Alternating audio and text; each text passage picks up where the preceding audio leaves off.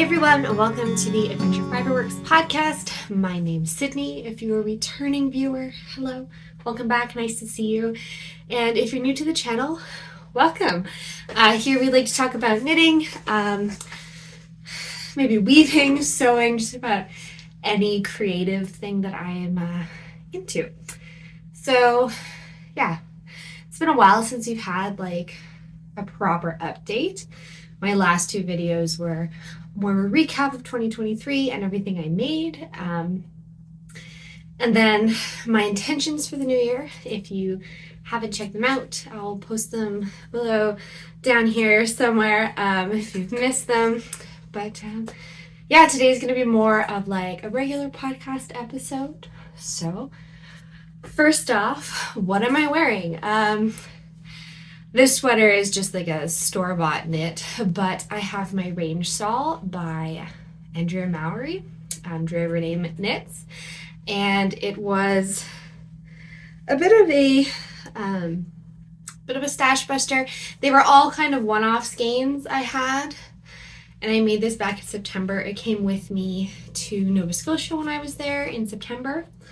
Oh, hello, kitty. Excuse me.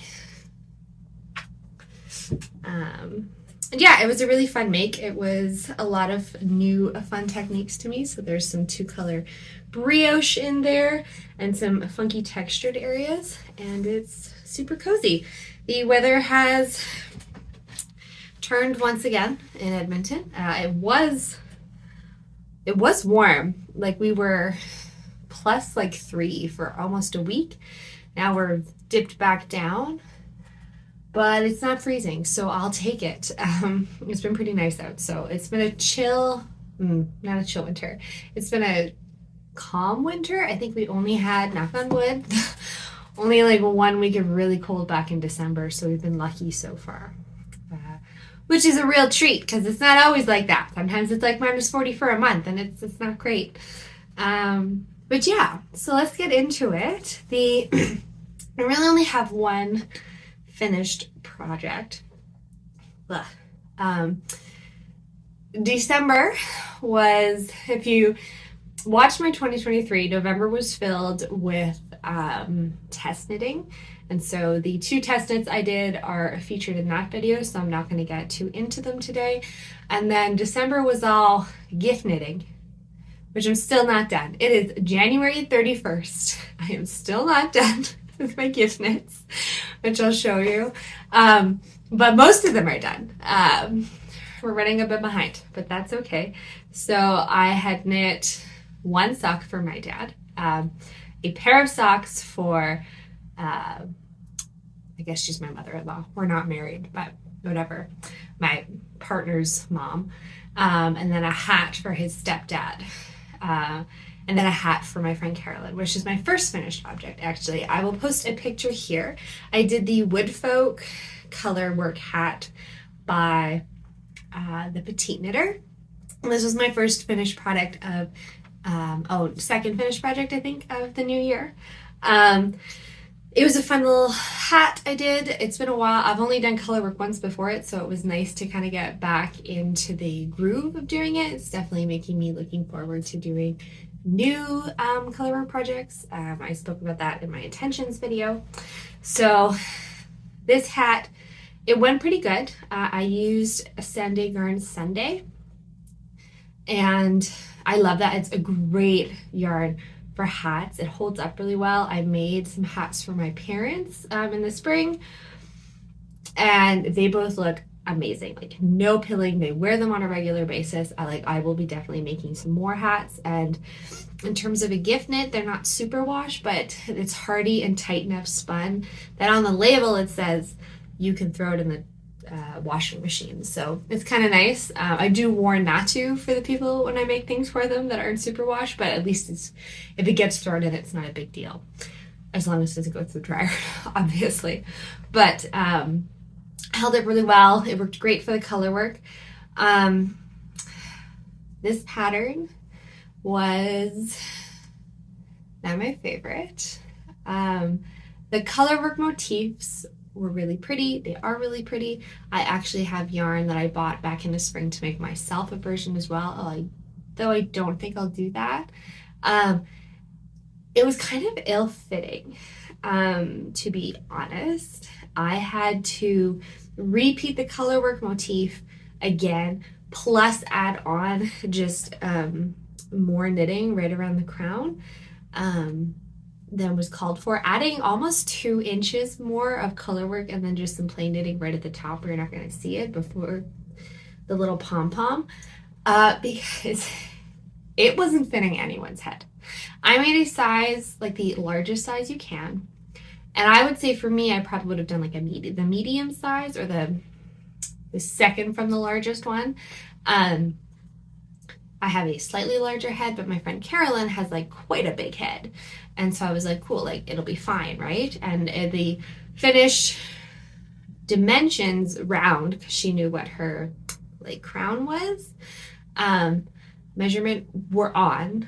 It would have been like a -8, which is like what you want for a hat. Before blocking, I knew it was going to stretch because I know from previous experience that yarn will grow if you shape it. It'll take some aggressive blocking to make the hats bigger, but like it didn't fit my head, and it fit it around, but it was sitting like here with the brim up, which is not ideal. Like, what is this doing? It's cold outside here. I need my ears like covered, and just when it's a bulky hat like that, it fit my partner, like my boyfriend's head, but he's got like a very, very tiny head. And I was like, oh dear. And like my gauge wasn't that far off. Like it was like within like a small error rate for the gauge. And I was just like, what?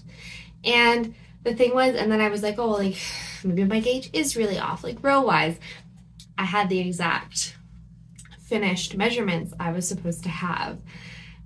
It's just a very shallow hat, and that is as it's designed, which I was like, it's not really useful to me. So I had to add quite a bit extra on, and I don't know. It does make me nervous to try her other patterns in terms of gauge or just like the finish size. It was weird. I wasn't a huge fan of it. It definitely I have some of her other patterns because I really like them. I like the motif she puts in for some sweaters, but this definitely got me nervous. So we'll have to see. It definitely was like, oh, this is not turning out as I would expect it to. And the fact that I had to make that much of a change because it was that far off what I'm assuming like would be a fairly regular size head, especially for my head. It's not like super big. It's not super small. It's very much in the middle. I was like disappointed. Now the finished item, I was really happy with. I like aggressively stretched it nice and big, so it fits Carolyn pretty well. I think the top needs to be worked a bit more. I was like, that's easy though, and it'll stretch over time too. But yeah, it was really fun doing the color work. I definitely missed that. So if anything, it has me looking forward to more. And then the other finished thing I finished in January. I'm not going to get too far into the gift knits, but it is this. So this is the tree planter toque. I'll have to get the designer's name, but it is just a ribbed beanie. It's a free pattern. It's nothing fancy. I think it's a one size only. So this fits me. I have a bun on, so it's not going to fit real well, but this fits me really well. Maybe I'll post my head circumference because I could see this maybe being a little big on someone with a smaller head. But yeah, I'm super happy with it. So the patch is Longway Homestead. So Longway Homestead is this really cool farm / mill located in Manitoba. And they use their farm and their mill as a kind of like a school to teach people who want to be farmers, who are interested in textiles, who want to know more about like like braid specific knitting and like natural dyes and like how to run a mill, how to be a sheep farmer, like those kind of things they run at their farm as an education center, which is super cool. And they obviously mill the yarn that they produce, and they are part of a fiber shed. They're really big into that. I have a book on fiber sheds, but the whole idea of a fiber shed, if you've heard about like a food shed or a watershed, that's what it's based off. So you're going to get a little, this is what I took in a university. So a watershed is a major waterway that all drains into the same river. So it would be a series of lakes and streams that eventually flow into the same river, and everything that feeds into that river is part of that river's watershed. And so in Ontario, in Canada, there are management systems within different watersheds to help protect the water resources and environment for that watershed. And there's, if you're in Ontario, it would be like a conservation authority is a protector of a watershed. I worked for some watersheds. I got really into local food systems in university, and you learn about a food shed, which the distance isn't really definable. This kind of depends on the food shed. So it might be within 100 kilometers. Like if you ever heard of the 100-mile diet, that is creating a food shed in which your food is coming from a certain local distance from your area. So I think usually about 100 miles, 100 kilometers is like a food shed. Although, you know, it depends. Here in Alberta, it would definitely have to be a bit wider than say in Ontario or BC, where you have more access to more produce, just because of the growing things here is a little different. So you have a food shed, which is all the food that falls within a certain distance of your home or your city, and all the food that you can access from there. And so building off that, you can have a fiber shed, which is all the fiber that you're able to get within a certain proximity of where you're living. And so because I was interested in food sheds and local food movements, and that within university, a fiber shed is just like right up my alley. So it's all the local textile. So that could be, and it can go not just from like the sourcing of material like wool and flax and cotton. It can also be how that's processed. Can you process it within your area? So in Alberta, we have the custom woolen mills. There's a few small mills, but that's like one of the bigger mill. It's one of the few larger mills in Canada, and they specialize in Canadian wool, but obviously are getting a lot of Alberta wool too. So we have that could be included within our fiber shed, that's something that's available to us, along with the smaller mills that exist here too. So with that, they operate out of their own fiber shed. I'll get the name for theirs in Manitoba. I forget it right now. And this wool, it's a mild black and white worsted weight. It was kind of a bit thick and thin, very rustic, but still soft. Not super not Briggs and Little wool. Like it's much softer than that. More like custom woolen mills. I think it's probably woolen spun. Because our worsted spun in Canada tends to get like real rough. And they were selling patches. Oh, they came to the Edmonton Fiber Frolic, and I was really excited. You know, the big tangent. So I was able to get this yarn, and I was like, what am I going to make with it? Because I really liked it. I didn't have anything like it. And they had these leather patches that had their branding on it, and I was like, this will make the perfect hat. I was chatting up the farmer. She goes, that would be adorable. So I did it. I'm really happy. I have been wearing it every day whenever I go outside. It's just super cozy, super soft. I get a bit of a head itch, but I get a head itch with like any hat I wear, like just like a little sensitive up here. So I don't really care.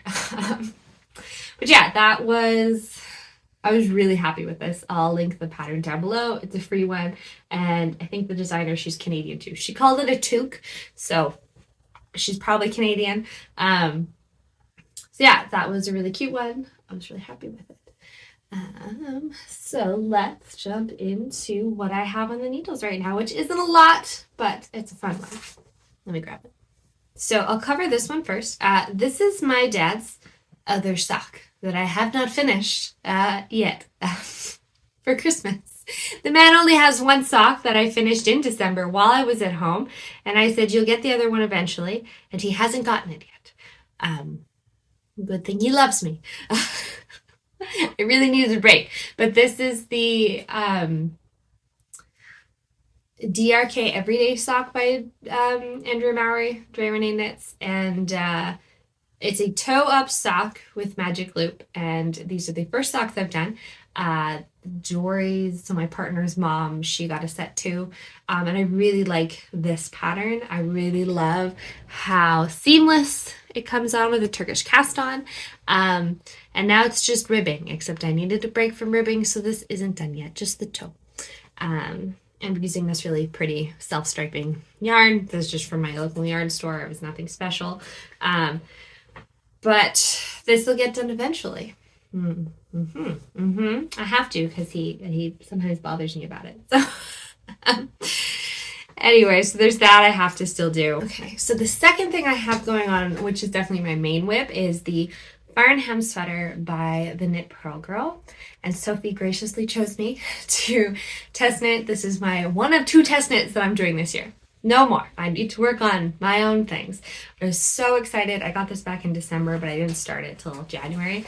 And I'm so pumped. It was one of those ones where I saw it and I was like, I need that now. So this is what it's looking like. So I'll come a little zoom in so you get the color. But this is Knitting for Olive with the merino fingering weight held together with a silk mohair. So the pink is the merino's Dusty Rose, and the silk mohair is Cloud. And I had those colors beforehand. They kind of make it really marbly because let me see here. The pink mohair, is that it? Nope. Is quite a bit lighter than the pink. And this was originally to do I think it was, the balloon sleeve cardigan by the Petite Knit. And I kind of lost interest in it, so this was the perfect way to use it up. And then I'm pairing that with putty. Both the merino and the silk mohair are putty. These whites are very similar. This is just a little more pink. This one's a little more gray. Could I have just held it together with the Cloud? Probably. But it's knitting up beautifully. I'm so happy with the color. I think it's going to be so pretty. I still got a few. I'm going to extend it. I think it's supposed to be more of a crop. I want it to hit my hips just so I can tuck it into my jeans and stuff. But I'm so happy with the color that this is turning out. I think it'll be so nice. And then I just have to do the sleeves. So we're getting there. We're making progress. And yeah, that's that. I'm really enjoying her test knits are such a nice long period of time because it's not due till the end of February, I think like February 23rd. And it's so nice having that time, not feeling rushed over a 6-week period. So if you get the chance to test knit for Sophie, she's lovely. I really enjoyed enjoying the process. It's fun. The Casey who runs wow, the name is blanking on me. Young Folk Knits podcast, which if you don't watch her, run to her channel. It's marvelous. She's such a sweetie. I love her production quality. It's just like chef's kiss. She's in there, which is kind of like a starstruck moment. But she's really sweet as well. And her Farnham is looking real pretty. I know she talks about it in her last podcast episode. So yeah, it's been fun. You just get to meet these new people and it's been a great time. I guess this other thing I finished is, I got the cutest fabric at the fabric store. I saw it and had to have it. It's like mushrooms and these little fairies playing instruments. And I knew it needed to be a project bag. So I whipped this up on Sunday. Yeah, it's Tuesday today. And it's got pockets with this matching fabric on the inside. And it holds a sweater perfectly. And I'm just in love. Like, how can you not love this? So I don't have a lot of fabric left. I think I have enough to maybe make like a little matching zip pouch, but I'm so happy with how this turned out.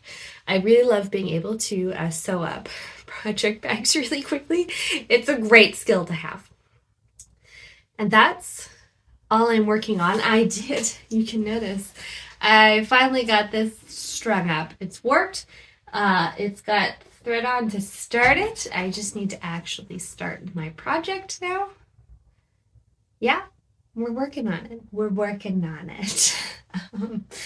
So if you watch the intentions video, this is like, I really need to get this thing going. So I worked over the last month to get it just slowly to get it strung up. So now it's warped. And so I just need to actually start the weaving process. I need to pick colors and figure out what design I want to do. I think it's a straight, like it's 1, 2, 3, 4 through the heddles. So it won't be anything too crazy, but I'm thinking I want to do stripes between like the natural color that's on here and then some funky colors. So we'll see what turns out. I'm sure I'll bring you on that journey once it's figured itself out. And then the other thing I'm working on right now is a quilt, actually, which I thought might be interesting. So it's the puff quilt. I think it's Lo and Behold stitches, but I'll post the information here as I usually do because I can't remember. So it's the puff quilt, and it's a free pattern. And basically we have 350 45-inch squares. I've done kind of a series of orange, pinks, creams, and greens. You can kind of get an idea here of the colors. I'm going to put it over here. Have I got going on here? I'm really excited about this. Very fall vibes. I'm feeling fall vibes today. This looks fall vibes. Yeah. So I think it's going to be really pretty. So what you do is you have to cut 350 4-inch squares out of a scrap fabric. You're not going to see this. So this is like some fabric I got from my grandma's stash that she got at Value Village. So it's probably wasn't going to get used by me. And you sew the larger square, which is going to be the part you see to the smaller square, into a puff. Sorry, I had to stop my vacuum. So you sew them together and you make these little pleats in the sides as you go, and you make this little pocket. And so what will happen is once I have all 350 little poofs done, you actually stuff them with polyfill, sew it down, and sew them all together, and you get a puff quilt, and then you put batting and a backing on it. So I got my first few. I was just like seeing how it would go, and actually it's a bit tedious to make the pleats, but I really like chain quilting, which is just when you do like 50 squares at a time. You just do one side and you push them all through at the same time. I have some footage that I can put up, and it just makes life a little easier to do a chain piecing, and it makes it a lot faster. It's more efficient, and I love efficiency here. So I have a lot of these to make, so it's going to be a slow process. Me and my friend Carolyn, who I made the hat for, we're doing this together. She's going to make one at the same time so we can hold each other accountable. So I got a lot of these little thingies to sew together slowly while I take breaks from knitting. It is fun.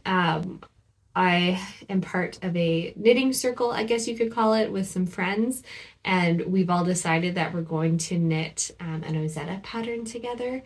So I think some girls are going to do the Lakes pullover that she recently released. I'm really excited about the port sweater, so I think I'm going to do that one. I need to figure out yarn still for it. Whether I top something up in my stash or I change the yarn I'm going to use in my head. So we'll see what I put together, but it'll just be fun to like help each other out, because some our knitting group, not everyone's a knitter, and so there's some of the girls want to explore that more. So if we do it all together, we can help each other and troubleshoot together. So I'm really looking forward to that. That'll be a fun little project to do as a group, and I think we're going to start after Valentine's Day.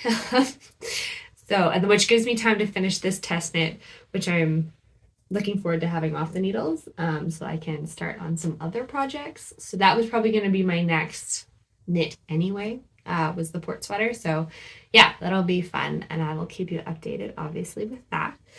I don't really have any new acquisitions because I'm trying not to buy yarn, other than I bought an extra ball of the putty for the Farnham because I was very concerned I wasn't going to have enough for the contrast color for the stripe.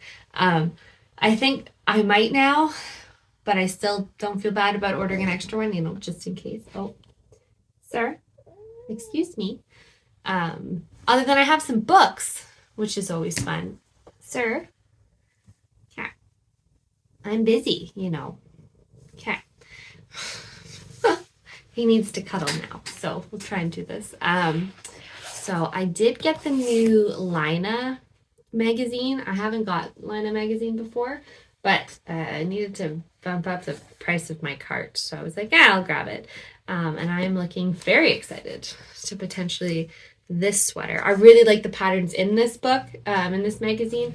You can't sit like this. You need to pick. How about you get down? Thank you. And it's a kind of boucle yarn. The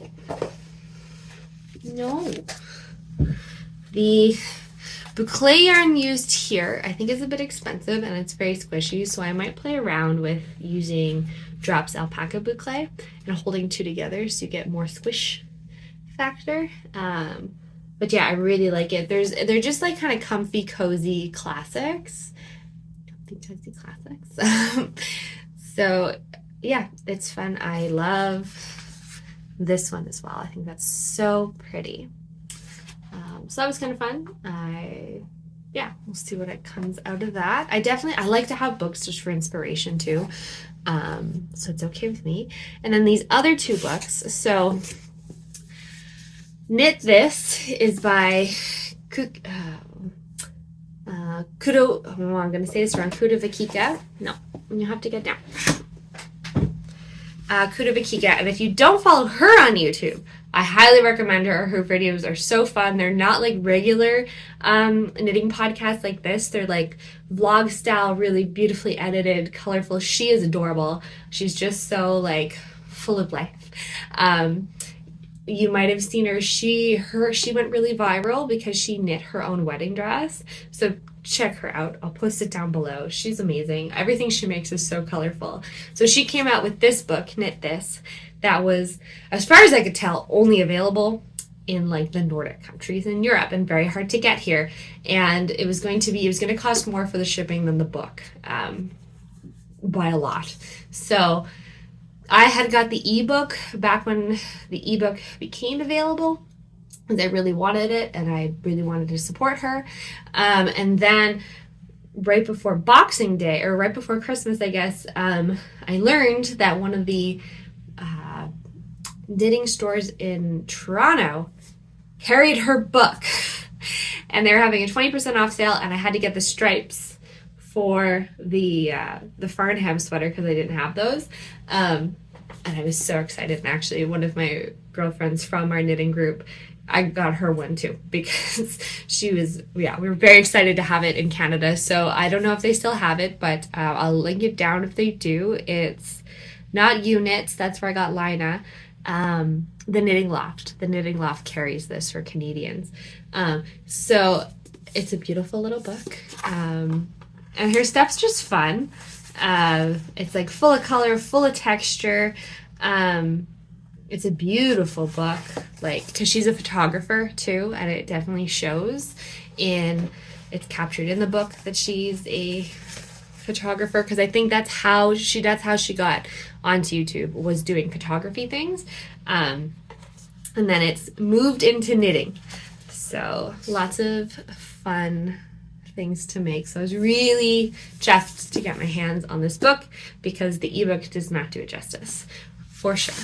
And then while I was there, I had seen this book on Instagram and the interwebs, and I saw they also had it, and it was going to be 20% off as part of their sale. So I got it as well, and it's Knitting Traditions Modern Estonian Knits by Alex Beard. It's by Lina Publishing, and oh my god, it's so pretty.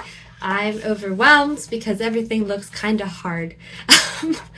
There's definitely like a lot of insaria and stuff, but the color is so pretty, and just, it's so different than other things I've seen, which, like, that in itself, I love that. Let's see, there's the one on the cover that I'm definitely, that's the one where I'm like, oh, it's so good.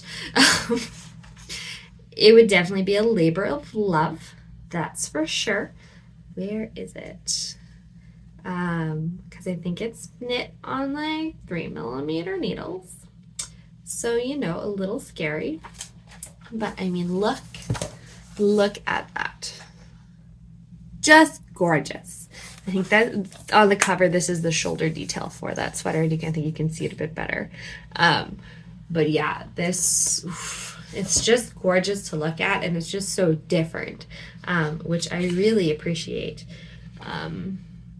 But yeah, it's done on 3.25mm needles.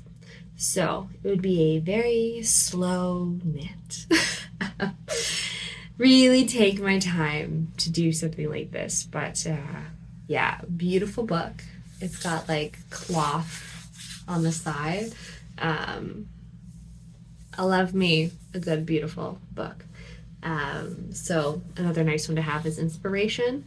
And maybe when I'm feeling more confident, we'll do something in here. I think there's some cute socks that would be very doable. But yeah, that's about it. Probably a shorter podcast. But I was just excited to talk about what I was working on.